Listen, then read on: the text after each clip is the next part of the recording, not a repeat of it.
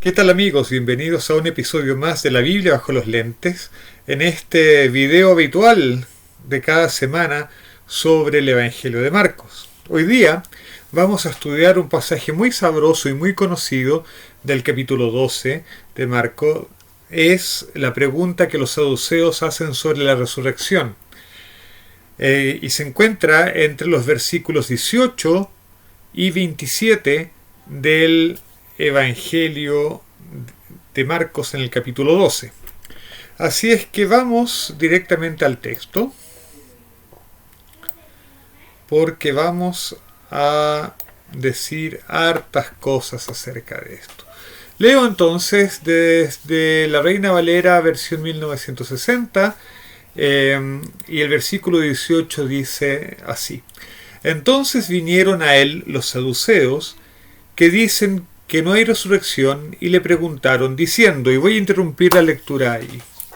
Primero vienen a él los saduceos. ¿Quiénes son los saduceos? Ya lo hemos dicho en videos anteriores, pero los saduceos son básicamente los sacerdotes.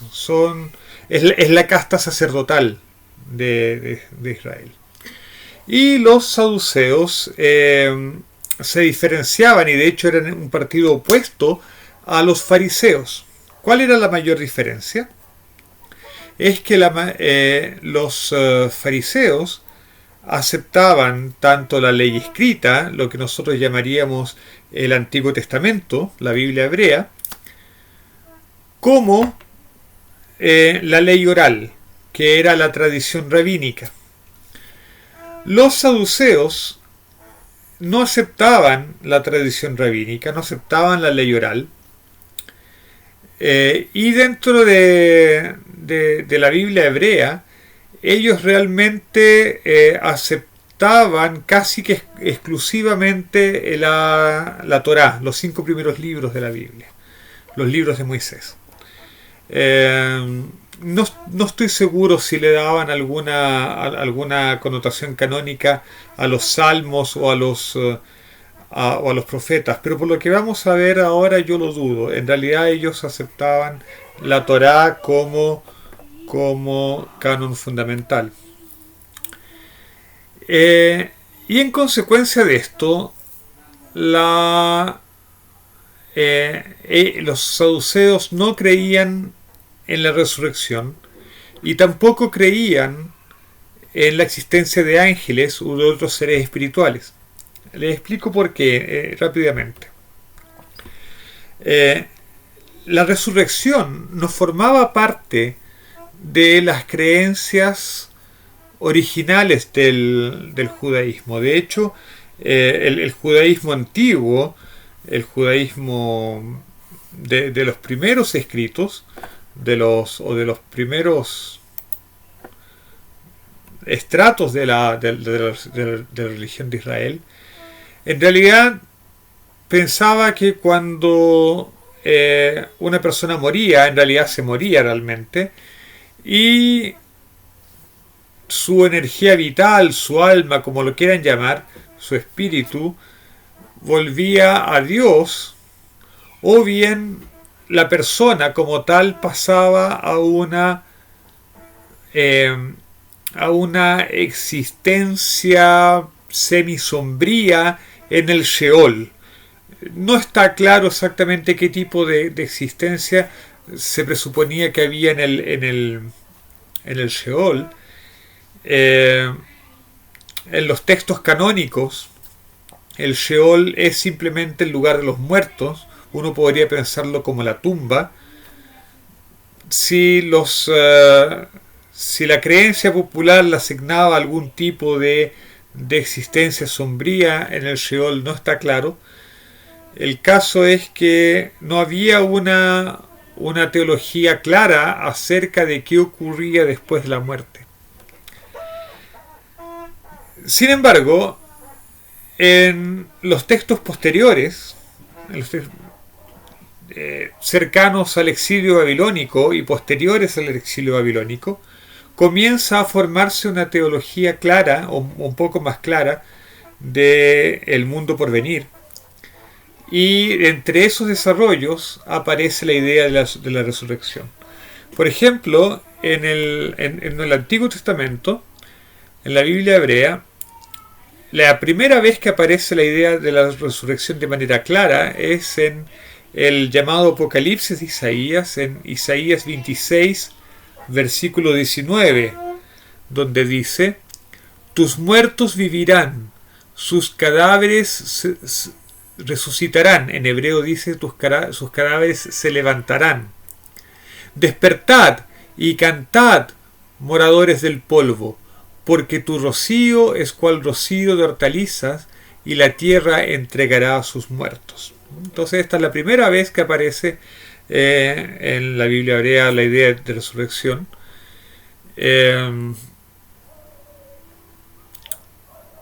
Otro pasaje famoso donde claramente se enseña la resurrección es en el libro de Daniel, en Daniel 12:2, donde dice: muchos de los que duermen en el polvo de la tierra serán despertados, uno para vida eterna, otros para vergüenza y confusión perpetua. Se me olvidó colocar aquí un pasaje muy curioso que está relacionado con la vida de Eliseo, ¿no? Después de muerto de Eliseo, lo entierran y pasan otras cosas. Hay una persona que muere y el cadáver de esa persona lo tiran en la cueva donde está enterrado Eliseo. El cadáver toca los huesos de Eliseo y esta persona resucita. Es otra historia semi-legendaria, si ustedes quieren, pero que está en la Biblia y que trae consigo esta idea de que los muertos pueden volver a la vida, ¿no?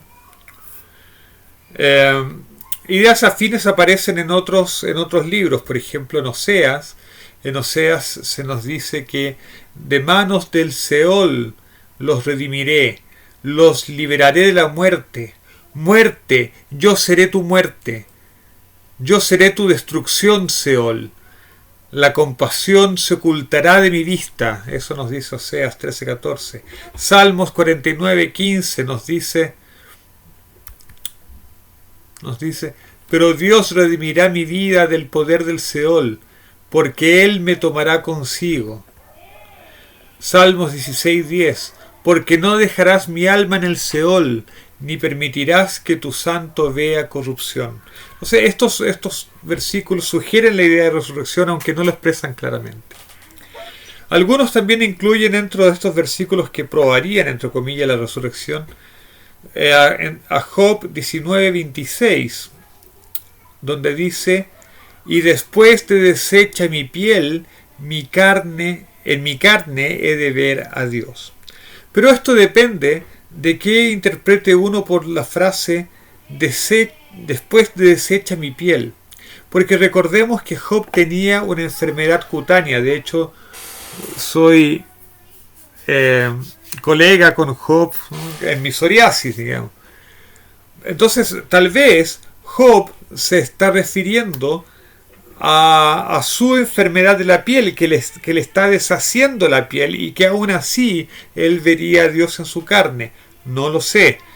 Otra posible interpretación es que se refiere a la muerte, ¿no es cierto? La muerte que deshace la piel, deshace la carne, y la resurrección. Pero el pasaje, para mi gusto, no es suficientemente claro para decir que es un apoyo cierto a la doctrina de la resurrección. Y cronológicamente hablando, la idea de resurrección es una idea que es cercana a la cautividad babilónica y posterior a ella después. De hecho, la idea de resurrección se menciona muchas veces en la literatura intertestamentaria, o sea, los libros que fueron escritos después del profeta Malaquías, que es el último del Antiguo Testamento, y antes del Nuevo Testamento, en ese periodo intertestamentario entre los dos testamentos, ¿no? Hay mucha literatura que alguna de ellas es deuterocanónica, aparece en las Biblias católicas, no en las protestantes. Son los que llamamos libros deuterocanónicos. También hay libros apócrifos. pseudoepigráficos, etcétera, etcétera. Y en esos libros se menciona muchas veces la idea de la resurrección. Y en el Nuevo Testamento, por cierto, también muchas veces. Entonces lo que quiero decir es que los saduceos, que se centraban exclusivamente en la Torá, no aceptaban la resurrección porque la idea de resurrección es un desarrollo posterior. No está explícitamente en la Torá, como vamos a ver más adelante. Entonces los saduceos van a hacer una pregunta. Ellos no creen en la resurrección y van a confrontar a Jesús justamente en esta idea. Ahora, esta pregunta es crucial, porque evidentemente la esperanza de Jesús estaba en que Él resucitaría. Jesús sabía que a Él lo iban a matar, pero su esperanza era que resucitaría. Si no hay resurrección, entonces no hay esperanza ninguna para Jesús y mucho menos para nosotros los cristianos. La esperanza cristiana es el centro de la esperanza, la resurrección es el centro de la esperanza cristiana. La resurrección tanto de Jesús como la nuestra futura. Así es que, de alguna manera, ustedes pueden ver aquí, si ustedes quieren, una doble polémica, una polémica diciendo, sabes, tú estás teológicamente equivocado y por lo tanto no puedes ser un maestro verdadero. Y la otra es, tú anunciaste tu resurrección y te pasas películas porque eso no existe, tú no vas a resucitar. Esa es la trama psicológica que está detrás de esta pregunta. Entonces, vinieron a él los saduceos, que dicen que no hay resurrección, y le preguntaron diciendo, versículo 19, Maestro, Moisés nos escribió que si el hermano de alguno muriere y dejare esposa, pero no dejare hijos, que su hermano se case con ella y levante descendencia a su hermano. Aquí los saduceos están haciendo una pregunta basada en la ley de Moisés, basada en la Torá. Esta pregunta se basa en la autoridad de Moisés. Y recordemos que esa era la única parte de la Biblia que los saduceos realmente aceptaban como canónica. Y aquí hacen entonces alusión a una ley, la ley del levirato, la ley del cuñado, ¿no?, que se encuentra en Deuteronomios capítulo 25 versículos 5 y 6, que dice, si dos hermanos habitan juntos y uno de ellos muere sin tener hijos, la mujer del muerto no se casará fuera de la familia con un hombre extraño. Su cuñado se llegará a ella y, restableciendo con ella el parentesco, la tomará como su mujer. El primogénito que ella dé a luz llevará el nombre de su hermano muerto, para que el nombre de éste no sea borrado de Israel. Fijémonos en esta ley. Esta ley es muy interesante, tiene varios aspectos. Primero, revela una cosa esencial. En el Israel reflejado en la Torá, la trascendencia se daba no tanto por una vida post-mortem, más se daba a través de la descendencia. Y justamente alguien que muere sin dejar hijos no puede trascender, su nombre no es traspasado a una descendencia y por lo tanto su nombre es borrado de Israel. Es como si esa persona dejara de existir. Por lo tanto, la ley del levirato viene a solucionar ese problema. Y el punto crucial es que la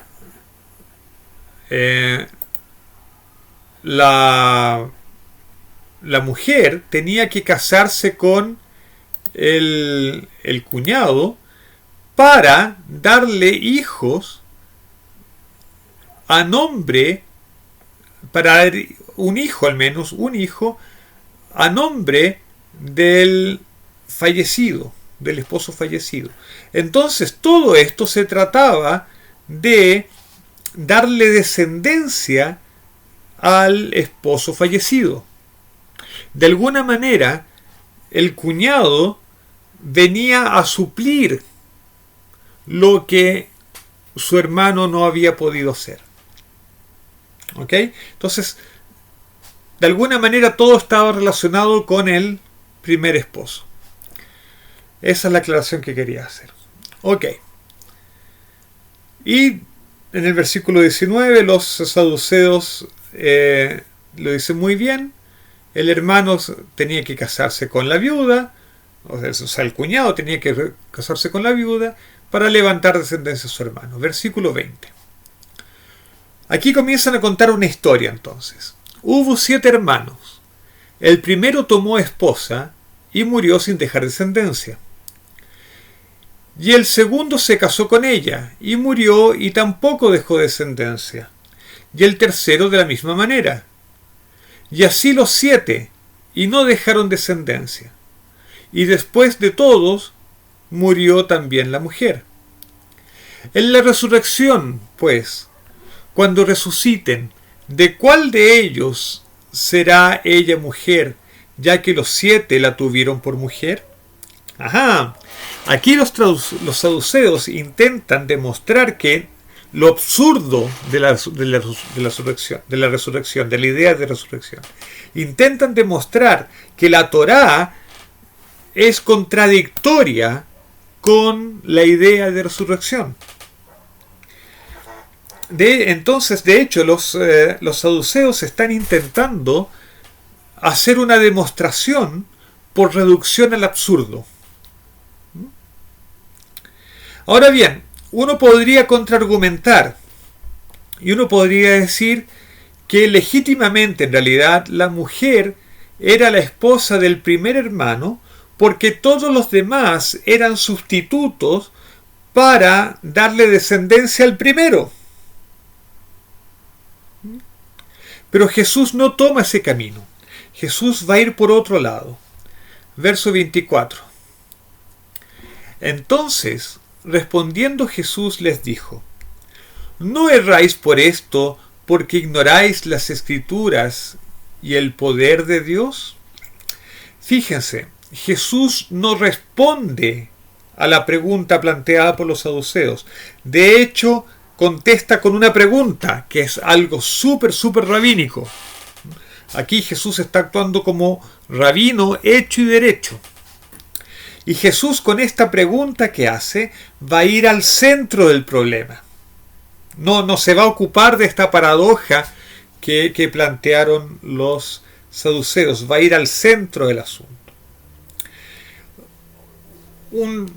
Es una observación un poco cínica, es que Jesús tampoco dice: esperen un poco menos de una semana, esperen que yo resucite y ustedes van a ver ahí que sí hay resurrección. Tampoco dice eso. Vamos a ver qué camino toma Jesús. Seguimos con la respuesta de Jesús. Porque cuando resuciten de los muertos, dice. Entonces veamos lo que dice Jesús al comienzo. Dice: no erráis por esto porque ignoráis las Escrituras y el poder de Dios. Entonces fíjense, Jesús está acusando a los saduceos de que no conocen el poder de Dios y además no conocen en profundidad las Escrituras. Vayamos a eso. Son dos rasgos importantes. Jesús se va a centrar primero en el poder de Dios. Entonces el versículo 25 dice: porque cuando resuciten de los muertos, ni se casarán, ni se darán en casamiento, sino serán como los ángeles que están en los cielos. Es decir, Jesús está diciendo, cuando Dios resucite a los muertos, no los va a traer a este estado de cosas donde existe el casamiento, sino que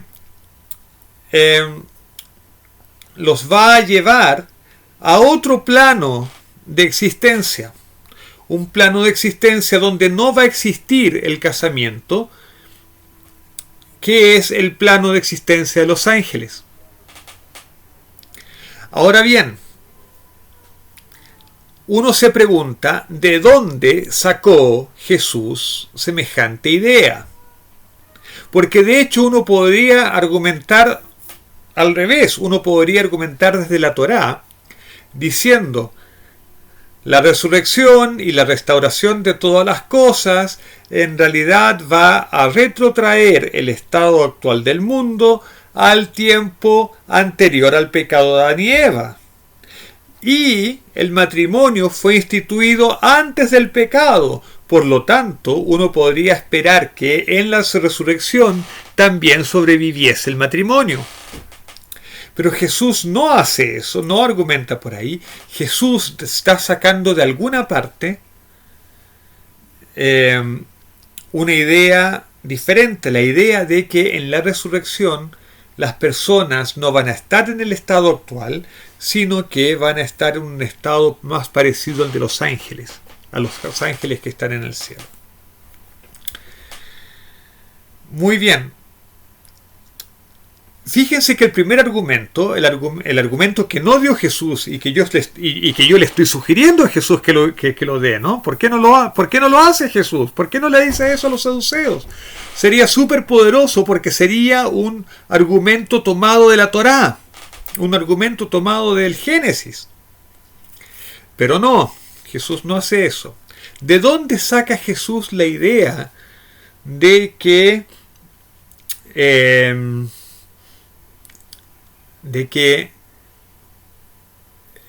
las personas al resucitar serían como los ángeles? Bueno, esa idea no aparece en el Antiguo Testamento, no en el canon judeo por lo menos, sino que aparece en las ideas religiosas que estaban dando vueltas en el siglo I. A propósito, algo que se me estaba olvidando decir, pero tengo aquí en mis notas. Los saduceos no creían en la existencia de ángeles. Entonces, con la respuesta que está dando Jesús está matando dos pájaros de un tiro. Le está diciendo, miren, efectivamente existe la resurrección y efectivamente existen los ángeles. Así es que ustedes están completamente equivocados. No saben nada, no tienen idea.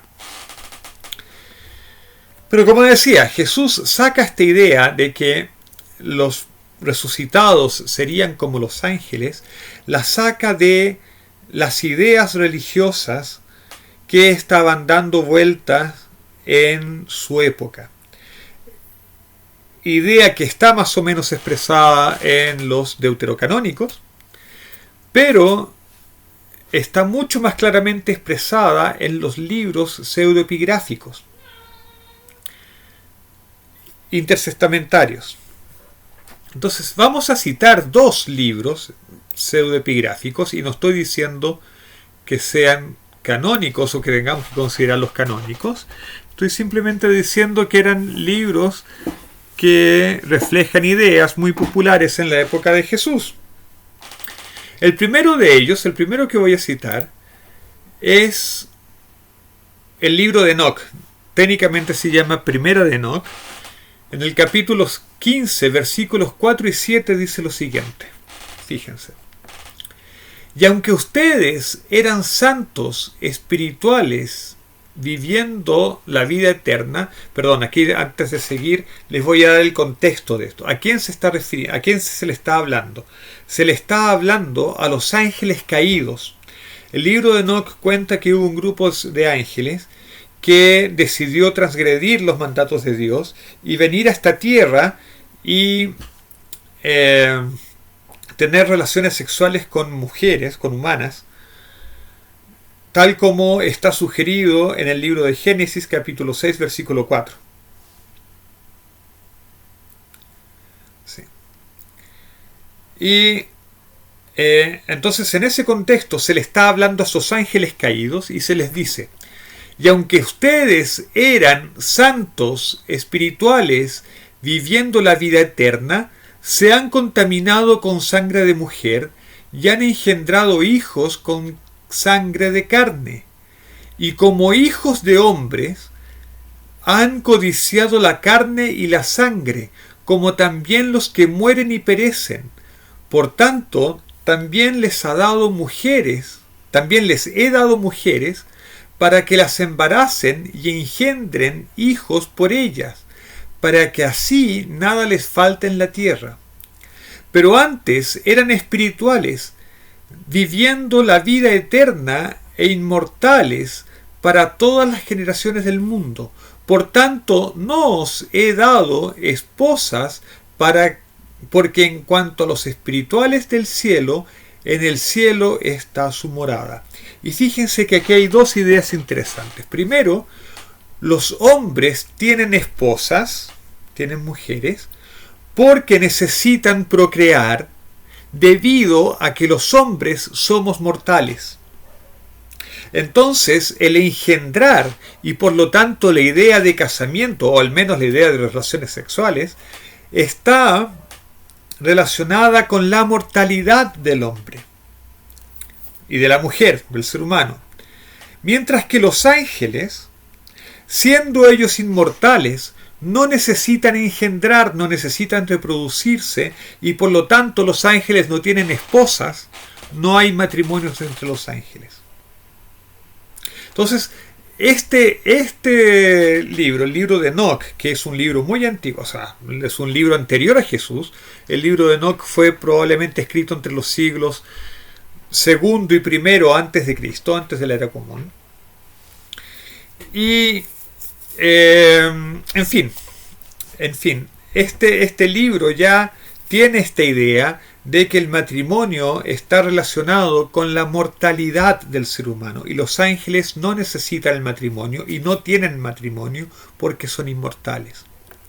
Ahora bien, en segunda de Baruch, también llamado el Apocalipsis de Baruch, que es de finales del siglo I después de Cristo o comienzo del siglo II, en el capítulo 51, versículo 10, se dice, a propósito de los redimidos, de ellos se dice: porque en las alturas de ese mundo habitarán, y serán semejantes a los ángeles, y serán igual a las estrellas, y serán transformados en toda forma que deseen, de la belleza de la hermosura y de la luz al esplendor de la gloria. Entonces, fíjense, segunda de Baruch nos enseña que en la época de Jesús se pensaba que los redimidos serían transformados y serían semejantes a los ángeles.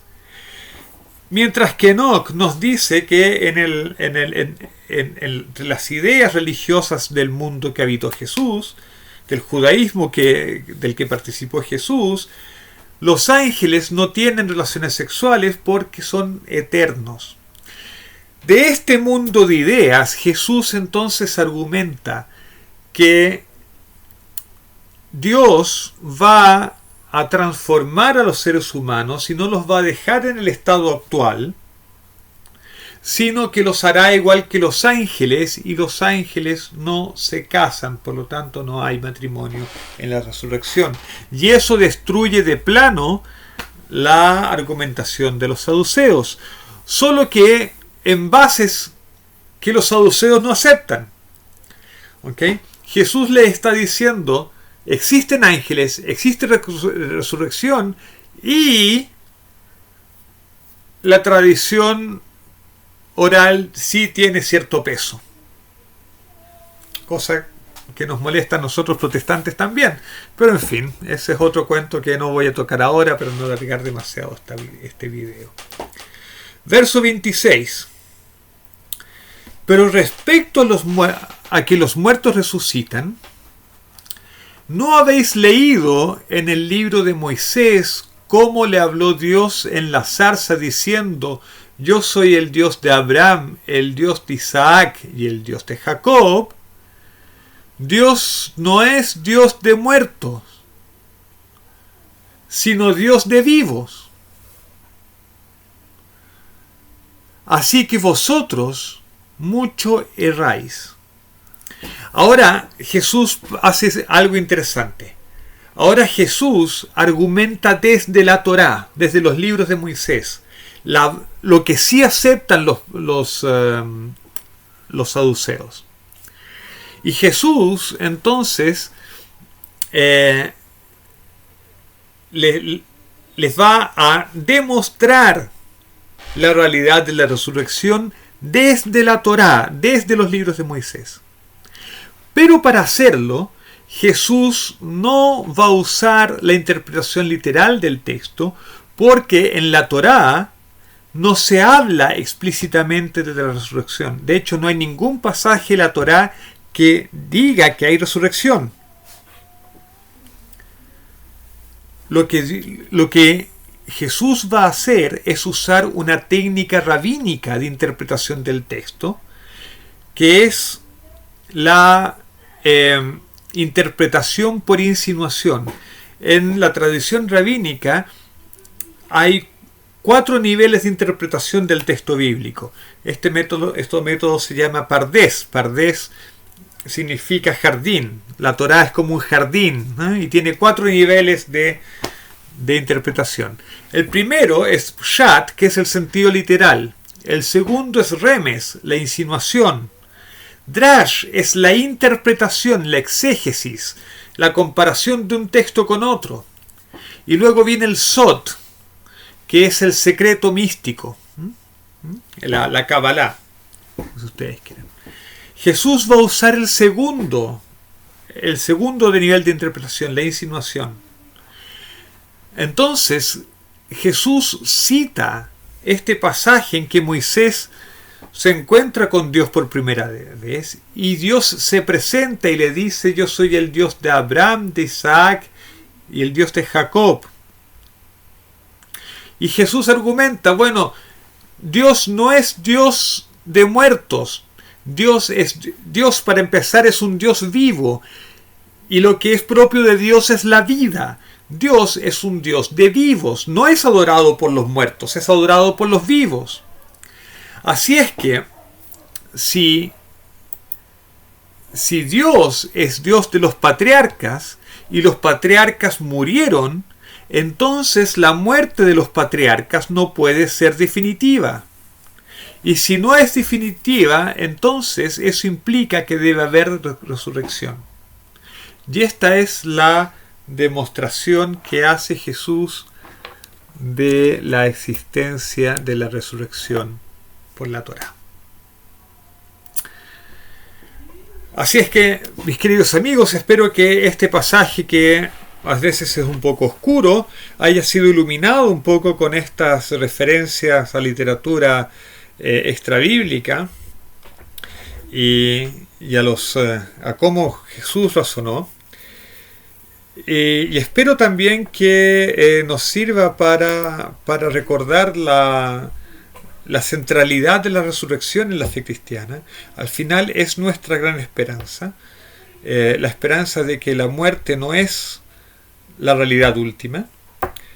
De hecho, que haya resurrección implica que la muerte es algo ilusorio, es la última de las ilusiones, y Dios la va a deshacer.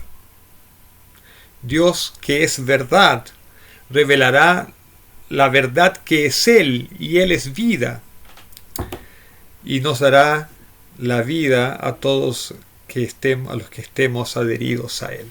Que el Señor nos bendiga, que nos haga partícipes de su resurrección, y que tengamos todos un lindo sábado. Shabbat Shalom. Chao, chao.